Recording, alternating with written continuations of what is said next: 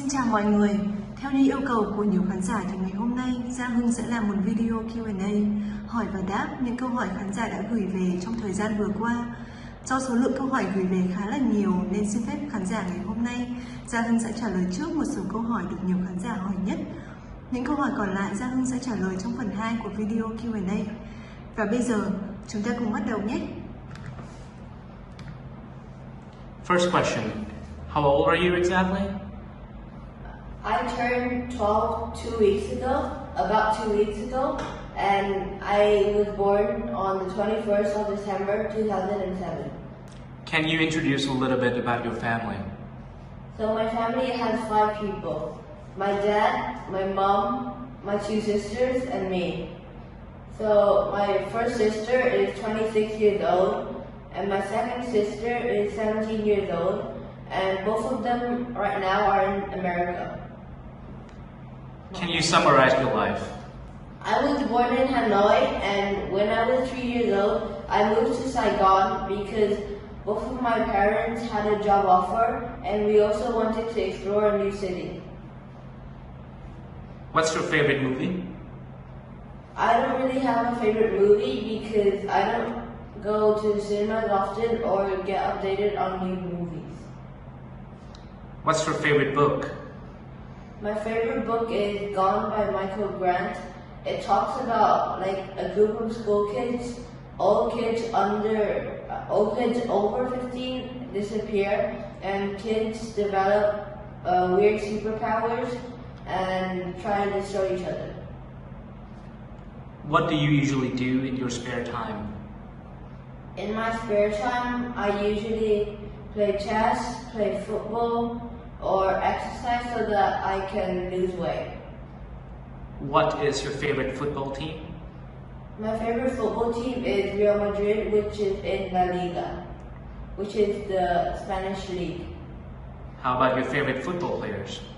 My favorite football player is Sergio Ramos because every important match he makes the other team lose good players because of some very good thing that he does.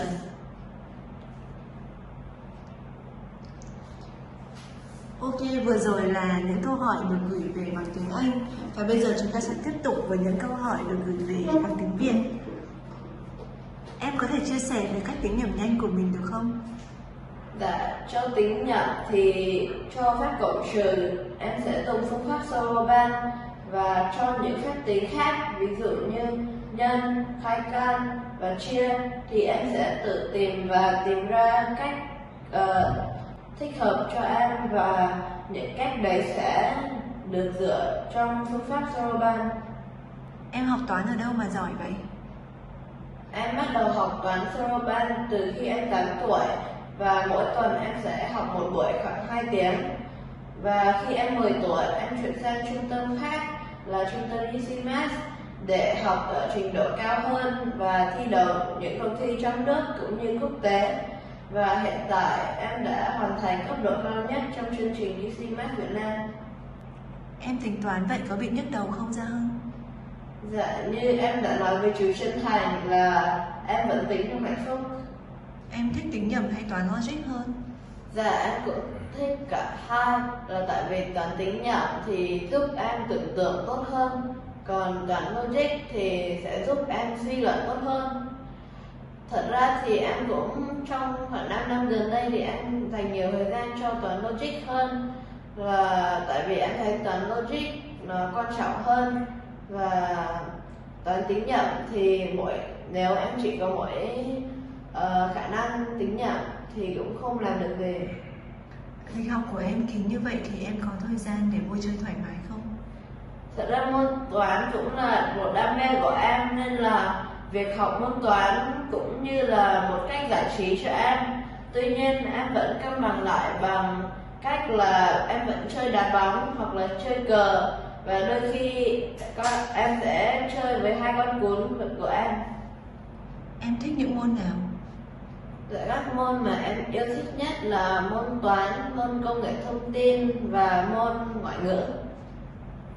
Đặc biệt là em thích môn công nghệ thông tin. Em học đỉnh như vậy thì trên lớp có bị điểm thấp bao giờ chưa? Dạ, theo em nhớ thì em cũng không có điểm thấp. Tuy nhiên thì em vẫn nhớ có một số điểm không cao lắm trong mấy môn mà không phải là thế mạnh của em. Cô được biết ngoài toán, tiếng Anh ra con còn học thêm tiếng Tây Ban Nha.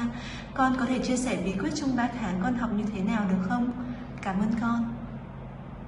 Dạ, trong 3 tháng con ôn thi siêu trí tuệ thì con sẽ phải tập trung vào siêu trí tuệ để được kết quả tốt nhất và không phụ lòng của các khán giả Việt Nam.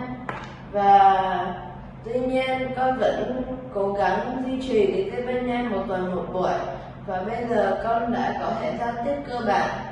Nếu các khán giả muốn thì con sẽ chia sẻ một video về con giao tiếp cơ bản trong thời gian tới.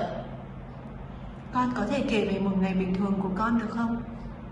Một ngày bình thường của con thì con sẽ ngủ dậy khoảng 6 giờ rưỡi và tranh thủ học 30 phút trước khi con ăn sáng và đi học.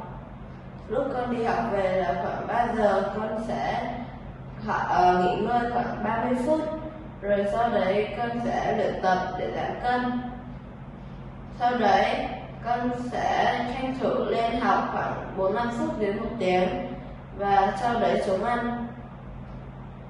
Sau khi con ăn xong là khoảng 7 giờ, con sẽ nghỉ ngơi khoảng 30 phút để sau đấy con sẽ có thể học tập đến khi con ngủ là khoảng 10 giờ rưỡi.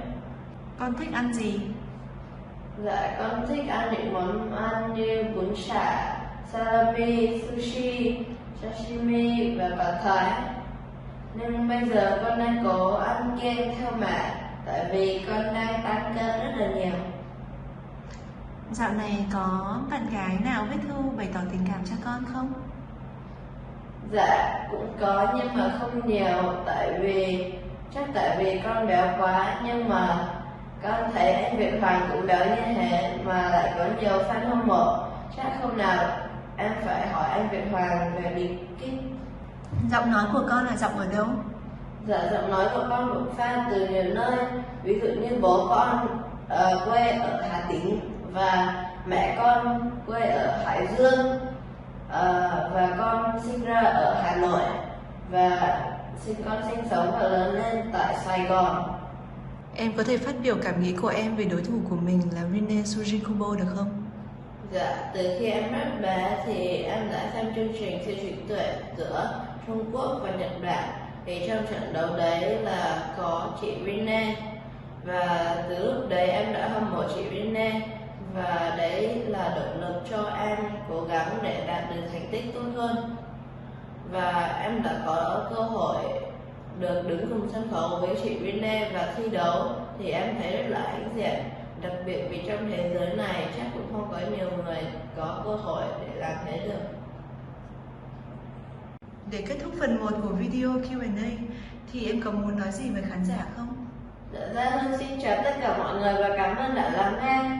Con xin chúc cho mọi người một cuối tuần vui vẻ và hẹn gặp lại ở phần 2 của Q&A. Bye bye!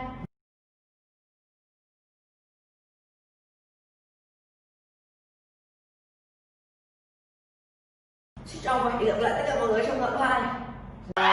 Rồi, rồi, bắt đầu.